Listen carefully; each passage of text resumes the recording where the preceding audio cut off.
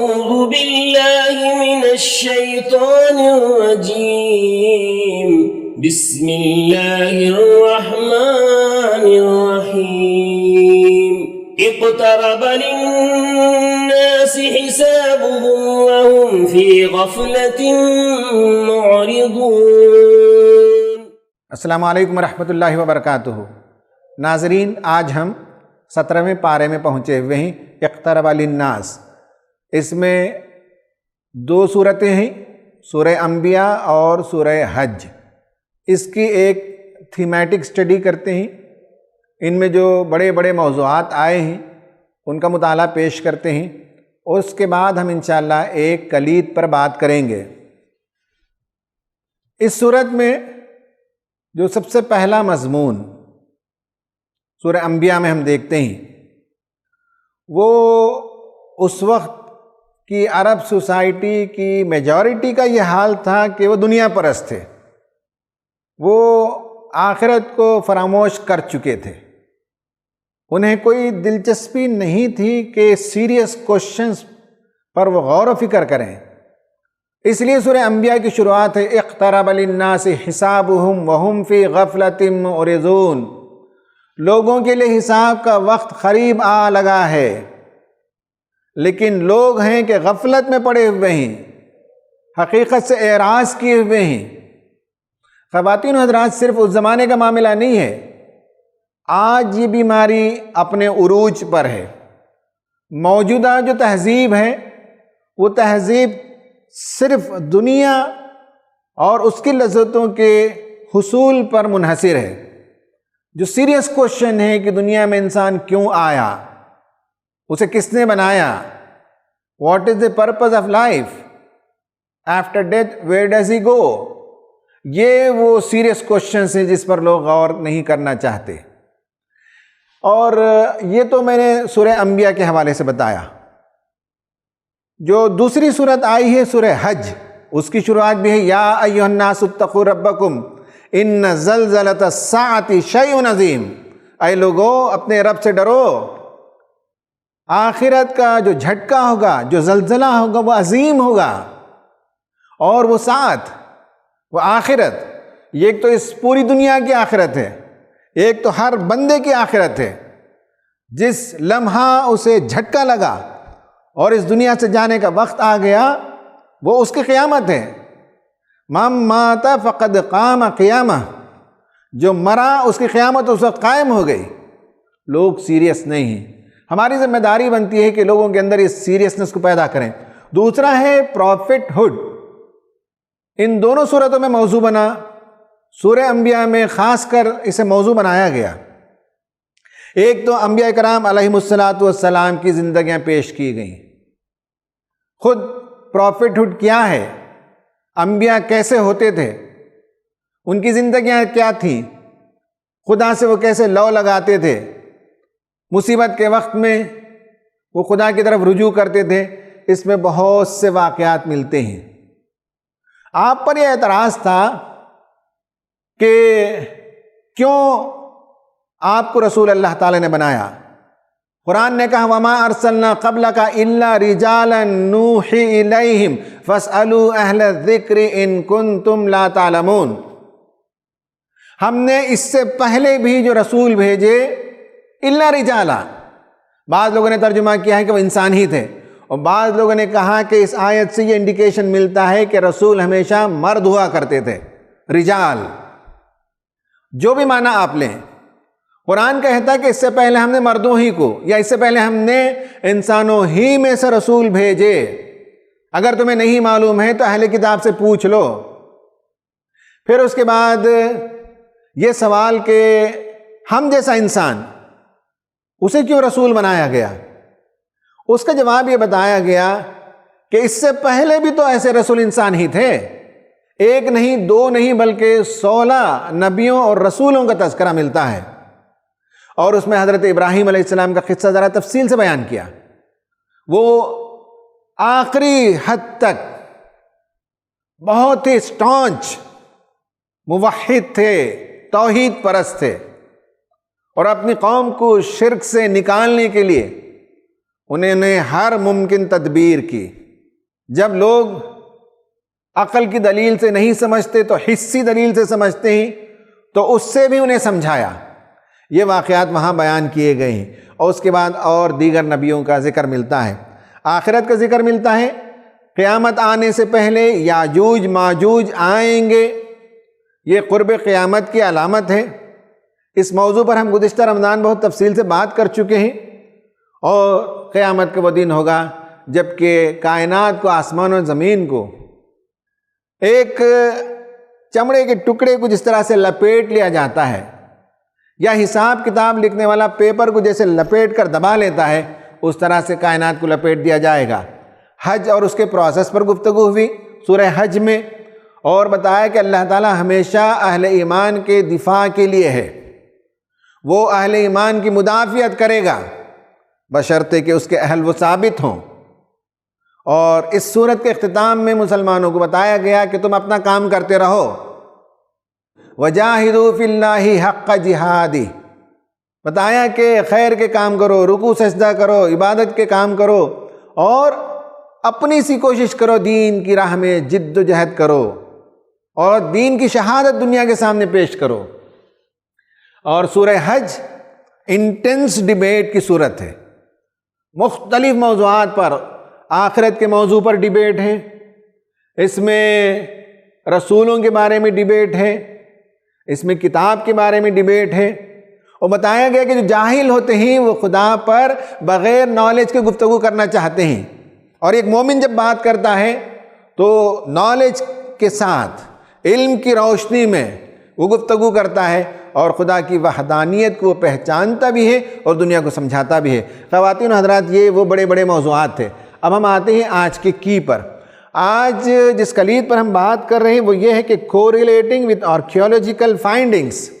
قرآن کی بہت سی باتوں کو سمجھنے میں آرکیولوجیکل جو ایکسکیویشنز ہوئے ہیں، آثار قدیمہ کے جو محکمات مختلف علاقوں میں ہیں، ڈپارٹمنٹس ہوتے ہیں، انہوں نے جو کھدائیاں کی ہیں، اس سے پرانے زمانے کی جو باتیں ہمارے سامنے آتی ہیں، اس کے نتیجے میں قرآنی آیتوں کو سمجھنے میں بڑی مدد ملتی ہے. 6 لوگوں کا ذکر قرآن میں آیا ہے جنہوں نے سویلائزیشنل کنٹریبیوشن دیا. یہ ایک بڑا موضوع ہے. یعنی انبیاء جہاں وہ روحانی پیشوا ہوتے تھے، وہیں دنیا میں وہ پاتھ بریکنگ آئیڈیا دیتے تھے. دنیا میں یا دنیا کی تاریخ میں ایک ٹرننگ پوائنٹ انہوں نے ثابت کیا. حضرت نوح علیہ السلام کشتی کو بنایا، اور کتنی بڑی کشتی تھی، کیسے اس میں انہوں نے فلورز بنائے تھے، کیا کیا انتظامات کیے تھے. قریب میں امریکہ میں ایک بندے نے پوری ویسی کشتی بنائی ہے، اور ہر ممکن کوشش کی کہ اسی طرح سے بنائے، لیکن اسے کامیابی نہیں ملی کہ بعض جگہ اسے کیل ٹھونکنے پڑے. اس زمانے میں کیل موجود نہیں، نیلز موجود نہیں. لیکن یہ ہے کہ دنیا کو کشتی کس نے دی، ہمارے پاس اس کا کوئی علم نہیں ہے. لیکن قرآن کے مطالعے سے معلوم ہوتا ہے کہ باقاعدہ جو بڑے معنوں میں ایک شپ ہے وہ حضرت نوح علیہ السلام نے بنائی. اسی طرح سے حضرت یوسف علیہ السلام فوڈ سٹوریج، سول سپلائز، اس کا فن اس کے وہ موجد تھے، اور انہوں نے دنیا کو بہت کچھ دیا. حضرت داؤد علیہ السلام، ان سے دنیا کی ایک نئی تاریخ شروع ہوتی ہے. لوگ اسے نہیں جانتے، آئرن ایج جسے کہتے ہیں، اس کی شروعات حضرت داؤد علیہ السلام نے کی. سلیمان علیہ السلام، انہوں نے انٹرنیشنل ٹریڈ کو فروغ دیا. یہ 4 رسول اور نبی ہیں. اس کے علاوہ ملکہ سبا، اس نے ایگریکلچر، ڈیم کنسٹرکشن وغیرہ پر کام کیا، اور ذوالقرنین جس نے ایک شاندار حکومت چلائی. خواتین و حضرات، آج ہم کوریلیٹ کریں گے بعض آرکیولوجیکل ایویڈنسز سے کہ حضرت داؤد علیہ السلام کا کیا رول تھا. آپ دیکھیے کہ یہ آیت بتاتی ہے، قرآن میں 2 جگہ یہ باتیں آئی.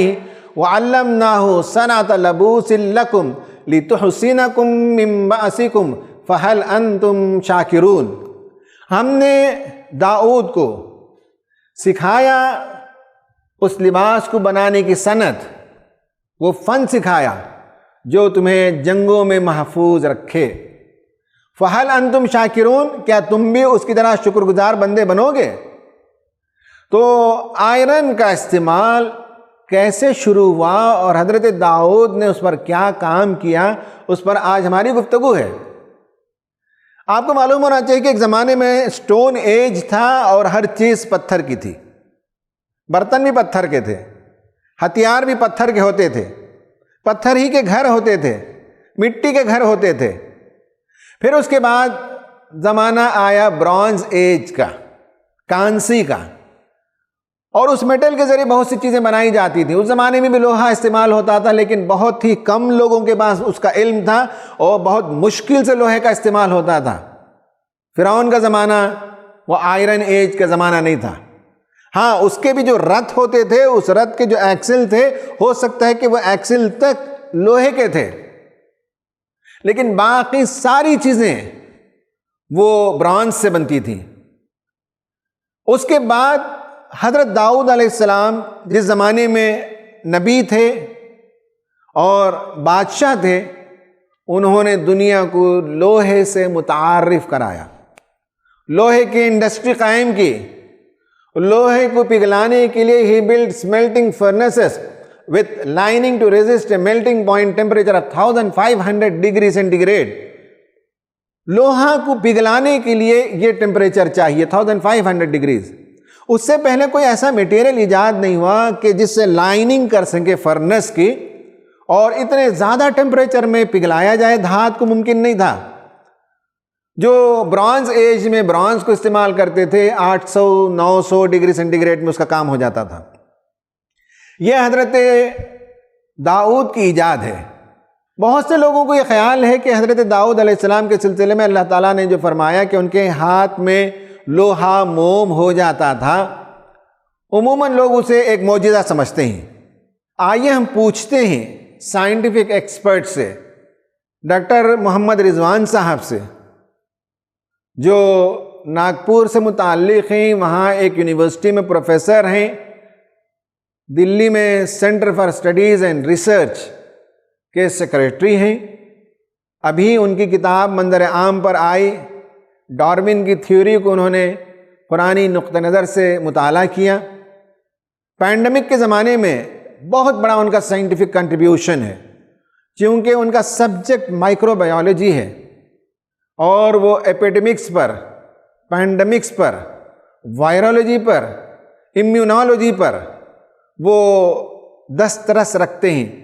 جس طرح سے انہوں نے سائنٹیفک کام کیا، اس کے نتیجے میں سائنٹیفک برادری نے انہیں انعام بھی دیا۔ ان سے پوچھتے ہیں کہ اس کی کیا حقیقت ہے کہ حضرت داؤد علیہ السلام کے ہاتھ میں لوہا موم کی طرح پگھلتا تھا، یا کوئی سائنسی کارنامہ تھا؟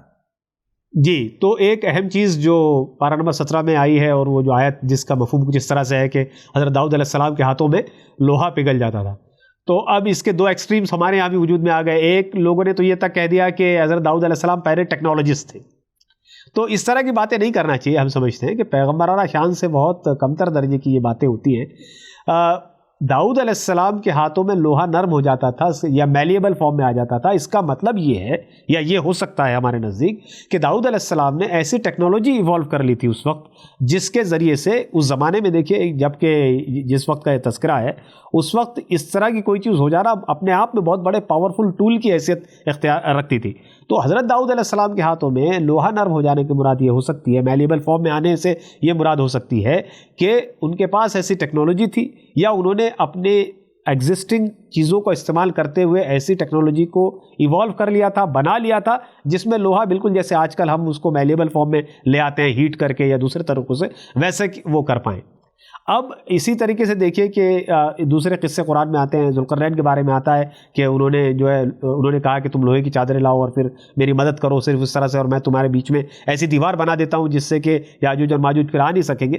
اس کو بھی ایک دوسرے ایکسٹریم پہ لے جا کر کے لوگ اس دیوار کی تلاش کرنے لگتے ہیں، اور پھر اس کے ذریعے سے میٹلرجی اور اس طرح کی چیزوں کو قرآن میں تلاش کرتے رہتے ہیں۔ نہیں، یہ نہیں کرنا چاہیے، بلکہ یہ آیت ہم کو اس طرف اشارہ دیتی ہے کہ اللہ تعالیٰ نے اپنی مصلحت اور مشیت سے حضرت داؤد علیہ السلام کے لیے ان چیزوں کو بھی مؤخر کر دیا تھا، اس ٹیکنالوجی کا الہام یا القاء اس کو کر دیا تھا حضرت داؤد علیہ السلام پر، جس ٹیکنالوجی کے ذریعے سے کہ لوہا ان کے ہاتھ میں موم ہو جاتا تھا۔ اسی طرح حضرت ذوالقرنین کے لیے اللہ تعالیٰ نے ان کو بات سجا دی تھی کہ وہ اس طریقے سے کام کریں گے تو ایک ایسی دیوار کو بنانے میں کامیاب ہو جائیں گے جس کو یاجوج اور ماجوج جو ہے پار نہیں کر سکیں گے.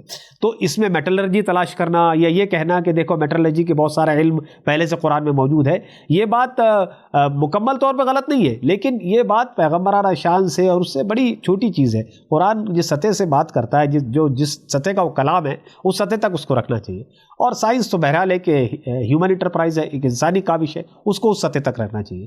تو اس طریقے سے اس آیت کے ذریعے سے ہم کو یہ پتہ چلتا ہے کہ حضرت داؤد علیہ السلام کے پاس ایسی کوئی ٹیکنالوجی تھی جس کے ذریعے سے کہ آپ لوہے کو نرم کر لیا کرتے تھے. اب وہ کیا تھی، کیسی تھی، اس کے بارے میں ہمارے پاس سوچنے سمجھنے کے لیے، تجربات کرنے کے لیے سارا میدان کھلا ہے. لیکن ایگزیکٹلی کیا تھی اس پر قرآن خاموش ہے، بلکہ وہ کہتا ہے کہ ان کو اس طریقے سے چیز ان کے پاس تھی کہ وہ لوہا ان کے ہاتھ میں موم ہو جاتا تھا. خواتین و حضرات، آپ نے ڈاکٹر رضوان صاحب سے سنا کہ کس طرح سے وہ ایک سائنسی حقیقت ہے. اس کے بعد ہی میڈ فائن وار کوٹس، یعنی زرہ جو بناتے ہیں وہ اس کے باریک تار نکال کر میتھمیٹیکل کیلکولیشن کے حساب سے اس کے چین بنا کر زرہ بنانا پڑتا ہے. مینی میٹالک آبجیکٹس ویر میڈ، ان کے زمانے میں نہ صرف کوٹس بنتے تھے بلکہ اور بے شمار چیزیں بنتی تھیں. قرآن نے جو کہا لَقَدْ أَرْسَلْنَا رُسُلَنَا بِالْبَيِّنَاتِ وَأَنزَلْنَا مَعَهُمُ الْكِتَابَ وَالْمِيزَانَ لِيَقُومَ النَّاسُ بِالْقِسْطِ وَأَنزَلْنَا الْحَدِيدَ فِيهِ بَأْسٌ شَدِيدٌ وَمَنَافِعُ لِلنَّاسِ. قرآن نے کہا کہ ہم نے رسولوں کے ساتھ کتاب اور میزان کو بھیجا تاکہ دنیا میں عدل کا نظام قائم ہو، اور ہم نے لوہا اتارا. فِيهِ بَأْسٌ شَدِيد، اس میں بہت قوت ہے، وہ ملٹری پرپس کے لیے استعمال ہوتا ہے. وہ منافع للناس، اور لوگوں کے لیے بہت سے منفعت بخش سامان بھی بنائے جا سکتے ہیں. اب ہم دیکھیں گے کہ حضرت داؤد علیہ السلام کا جو آئرن ایج کا انوینشن تھا، انہوں نے پوری دنیا کو آئرن ایج میں پہنچا دیا. ابھی قریب میں ادوم اور نیگیو، یہ اسرائیل کے دو علاقے ہیں جہاں آرکیولوجیکل ایکسکیویشنز ہوئے بٹوین 2005 اینڈ 2011. اس سے پہلے 1950 سے 1959 کے درمیان بھی ایکسکیویشن ہوئے، اس سے پہلے بھی ایکسکیویشن ہوئے.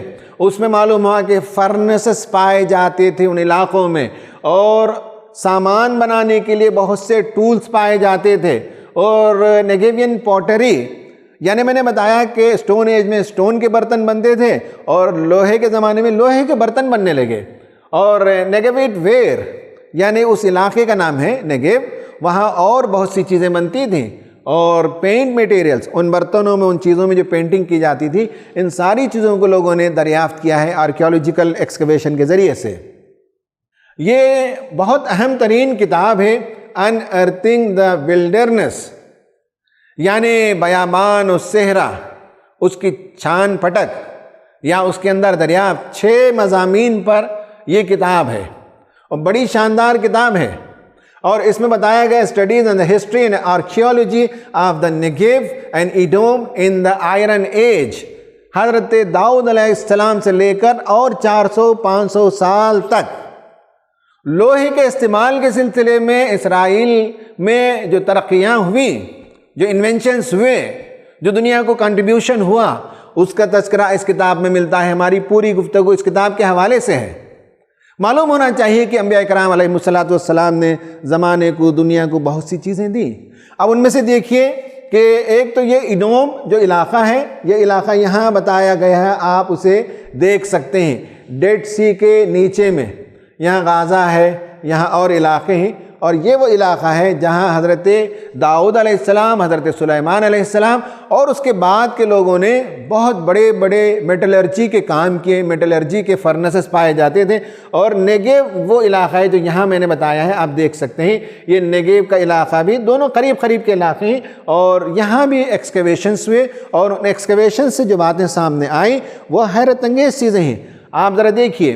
اور ایک اور جگہ ہے جو تمنا پارک ہے، یہ تھوڑا سا اسرائیل سے ہٹ کر وادی سینا کے پاس، اور یہاں فرعون کے زمانے کے بھی ایکسکیویشنز پائے گئے، اور یہ برونز ایج کے یہاں برتن وغیرہ پائے گئے. اور کھدائی میں معلوم ہوا کہ 11,000 آرٹیفیکٹس کو انہوں نے ان ارتھ کیا. 11,000 آرٹیفیکٹس. یہاں وہ انڈسٹری پائی جاتی تھی اس زمانے میں. یہ ہے وہ پورا سائٹ ایکسکیویشن کیا انہوں نے. اور L109 کا جو علاقہ ہے یہ اس علاقے کے بارے میں ہے کہ the metallurgical installation in the eastern side of the courtyard L109 contained the remains of 2 furnaces, a pit for storage of charcoal, a 50 kg pile of copper and iron oxide. یہ چیزیں وہاں ملی. یہ پورا نقشہ ہے اور بہت سی چیزیں ہیں اور پیچیدہ علم ہے. میں آپ کو 10-15 منٹ میں وہ ساری باتیں بیان نہیں کر سکتا. اور یہ ساری باتیں جو میں کہہ رہا ہوں یہ صرف حضرت داؤد علیہ السلام کے زمانے کا نہیں ہے. وہ انوینٹر ہیں, وہ ٹرننگ پوائنٹ ہیں, وہ پاتھ بریکنگ آئیڈیا انہوں نے دیا کہ لوہا کو کیسے استعمال کیا جا سکتا ہے, کیسے اسے پگھلایا جا سکتا ہے. اور ان کے فرنسز یا اس جیسے فرنسز اس علاقے میں ہیں اور بہت سے یہاں 111, 110, 108 سب ہیں. ہر ایک کے الگ الگ کام رہے ہیں. اس کی تفصیلی بحث اس کتاب میں آپ پا سکتے ہیں. یہ دیکھیے کہ وہ جو مائننگ کی گئی, مائننگ سائٹس, ایک تو مائننگ سائٹ کبھی اس طرح سے ہاریزونٹل بھی اترنا پڑتا تھا اور کبھی ورٹیکل ڈاؤنورڈ بھی جانا پڑتا تھا. اور یہ 2 سائٹس کی تصویریں موجود ہیں اور یہ بتایا گیا کہ یہ تقریباً 800 یا 700 قبل مسیح کے, یعنی حضرت داؤد علیہ السلام سے آگے 200-300 سال کے بعد یہ سائٹس وہاں پائے گئے. جو مائننگ کی جاتی تھی, لوہے کا جو اور ہوتا ہے اس کا جو بیسک میٹیریل ہے وہ نکالا جاتا تھا, اس کے بعد اسے فرنس میں پگھلایا جاتا تھا. پھر اس کے بعد ایک اور نبی کا ذکر سورہ انبیاء میں آیا ہے, وہ حضرت سلیمان علیہ السلام. ان کے بارے میں قرآن نے کہا کہ ولی سلیمان الریح عاصفۃ تجری بامری. سلیمان کے لیے ہم نے باد تند کو, یعنی تیز چلنے والی ہوا, اس کو ہم نے اس کے لیے مسخر کر دیا. الی الارض التی بارکنا فیہا, اس سرزمین کی طرف وہ ہوا چلتی تھی جس میں ہم نے برکت رکھی تھی. وکنا بکل شیء عالمین, اور ہم ہر چیز کا علم رکھتے ہیں. عام طور پر لوگوں نے سمجھا کہ ایک حصیر تھی ان کے پاس, اس پر چڑھ کر بیٹھ جاتے تھے اور ہوا میں اڑتے چلے جاتے تھے. یعنی یہ ہے کہ لوگ اسے متشابہات بنا لیتے ہیں. لوہے کا پگھلنا بھی ان کے لیے متشابہ ہے اور حصیر پر بیٹھ کر اڑنا بھی ان کے لیے متشابہ ہے. لیکن آرکیولوجیکل ایکسکیویشنز اور فائنڈنگز کو آپ دیکھیں گے تو وہ محکمات ہیں, سائنس ہے. وہ لوہا کو پگھلانا ایک سائنس ہے, اس کے پری ریکویزٹس ہیں. جو بھی بندہ اس پری ریکویزٹس کو پورا کرے گا لوہا پگھل جائے گا.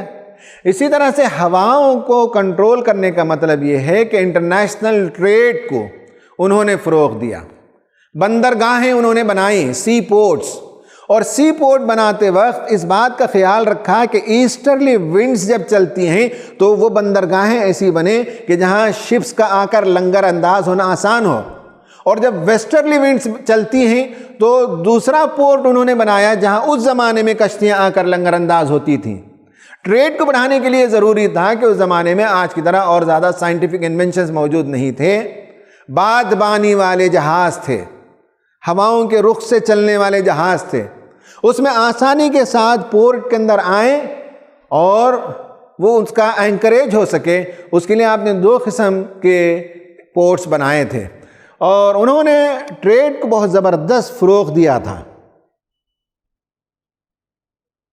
اسی سلائیڈ میں آپ دیکھ سکتے ہیں کہ انٹرنیشنل ٹریڈ سینٹر واز اسرائیل. حضرت سلیمان علیہ السلام کے زمانے میں ریاست اسرائیل پوری دنیا کا مرکز تھی اور وہاں سے امپورٹ اور ایکسپورٹ ہوتا تھا. اور جو مال وہاں سے جاتا تھا وہ چائنا جاتا تھا, افریقہ جاتا تھا, ہندوستان جاتا تھا. وہ مال دور تک جاتا اور دور کے مال اسرائیل تک آتے تھے. یوٹینسلز ان پوٹری نیئر جورڈان, سلیمان علیہ السلام کی سلطنت کے شمالی حصے میں جو اردن کے علاقے تک ہے, وہاں جو کھدائی کی گئی اس میں معلوم ہوا کہ وہاں وہ فیکٹریاں پائی جاتی تھیں جس میں یوٹینسلز بنتے تھے. آپ کے زمانے میں ٹیکسٹائل کی انڈسٹری بھی بام عروج پر تھی اور اولن یارن یہ بنائے جاتے تھے, اون, اور ٹولز میڈ آف آئرن. پھر کپڑا بننے کے لیے جو اوزار چاہیے وہ اوزار پائے گئے. لوم انڈسٹری, ہینڈلوم جسے کہتے ہیں ہاتھ سے چلنے والے، اور ان لوم کو چلانے کے لیے جو ویٹس چاہیے، جو وزن چاہیے، وہ سب لوہے کے تھے۔ لیدر انڈسٹری اس زمانے میں انہوں نے قائم کر رکھی تھی، اور ایگریکلچر، کھیتی باڑی کو فروغ دیا، اور بعض علاقے کی کھدائی کی گئی تو کاؤ ڈنگس کے بڑے بڑے ذخائر ملے، اور جس کے نتیجے میں کھیتی بھی کی جاتی تھی۔ اور اسرائیل کا علاقہ ایرڈ اور سوکھا اور ڈرائی علاقہ ہے، تو سوائل کو ویٹ رکھنے کے لیے بھی ضروری تھا۔ The era of mass training of thousands of horses, donkeys, mules and camels for transportation began۔ یہ ایک انڈسٹری شروع ہو گئی تھی۔ اس سے پہلے جانوروں کو سدھانا، جانوروں کو سفر کے لائق بنانا اور انہیں مارکیٹ میں بیچنا، یہ کوئی انڈسٹری نہیں تھی۔ لیکن آپ کے زمانے میں گدھے، خچر، گھوڑے اور اونٹ اس کی بڑی انڈسٹری تھی، یا اس کا بڑا مارکیٹ تھا، اس کی بڑی منڈی تھی۔ اس کو ٹرین کرنا اور اس کام کے لیے اسے تیار کرنا۔ اسی طرح اولیو آئل، زیتون کے تیل کے بہت سے فوائد تھے، اس کی انڈسٹری بھی تھی، اور وہ تیل ایکسپورٹ ہوتا تھا۔ Huge یوٹینسلز found for storage, sea port کے پاس تیل رکھنے کے لیے جو بڑے بڑے برتن تھے وہ پائے گئے، اور وہ ان برتنوں کو آشوریوں نے جب جنگ ہوئی تو توڑ دیا، پھوڑ دیا۔ ان برتنوں میں لکھا ہوتا تھا کہ یہ تیل فلاں ملک کو جائے گا، یہ تیل فلاں ملک کو جائے گا، یہ سب لکھے ہوئے ہوتے تھے۔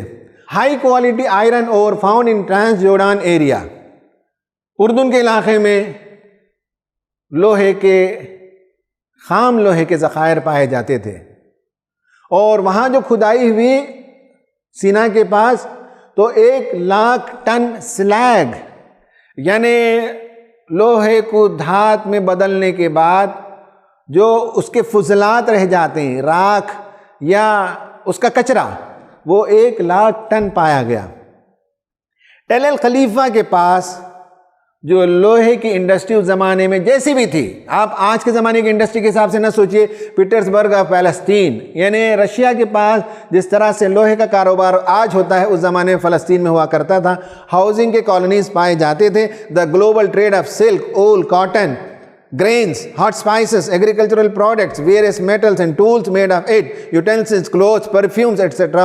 got off to a great start۔ حضرت سلیمان علیہ السلام نے دنیا کو یہ سب کچھ دیا۔ اس کی تفصیلات اس کتاب میں آپ دیکھ سکتے ہیں، پروفٹس اینڈ مارکیٹس، یہ تقریباً 400 صفحے کی کتاب ہے، the political economy of ancient Israel. اس میں یہ ساری تفصیلات ملتی ہیں، اور یہ ایکسکیویشن اور سائنسی باتوں پر مشتمل ہے۔ خواتین و حضرات، اب ہم اپنے سلائیڈ کے آخری حصے پر آتے ہیں۔ Are you aware and prepared for the next life on daily basis? قرآن نے کہا کہ آخرت کا وقت قریب آ لگا ہے، لوگ ہیں کہ غفلت میں پڑے ہوئے ہیں، کہیں آپ بھی ان میں سے نہیں ہیں؟ کیا آپ چوکنا ہیں؟ کیا آپ اویئر ہیں؟ کیا آپ ڈیلی بیسس پر آخرت کی تیاری کرتے ہیں؟ کوشچن ہے۔ Number 2، find out what was یوسف علیہ السلام سویلائزیشنل کنٹریبیوشن، آپ نے تہذیبی طور پر دنیا کو کیا دیا، اس کو فائنڈ آؤٹ کیجئے۔ انبیاء کی دعاؤں کا ذکر سورہ انبیاء میں آیا ہے، لا الہ الا انت سبحانک انی کنت من الظالمین، بہت ہی شاندار دعا ہے، اور قرآن نے بتایا ہے وَكَذَلِكَ نُنْجِي الْمُؤْمِنِينَ، مومنوں کو بھی ہم غم سے نجات دیتے ہیں۔ کیا آپ کا تجربہ ہے کبھی ان کلمات کو پڑھنے اور اس کا ورد کرنے کے نتیجے میں آپ بھی غم سے دور ہوئے، آپ بھی غم کے حالات سے باہر نکلے؟ یہ آپ کے لیے سوال ہے۔ خواتین و حضرات، اس پر ہماری بات ختم ہوتی ہے۔ اللہ تعالیٰ سے دعا ہے کہ قرآن مجید کی جو باتیں ہمارے سامنے آتی ہیں اسے سمجھنے، اور اسے سمجھنے کے لیے جن علوم کی ضرورت ہے ان علوم سے بھی واقفیت پیدا کرنے کے اللہ تعالیٰ ہمیں توفیق عطا فرمائے۔ آمین۔ وآخر دعوانا ان الحمدللہ رب العالمین۔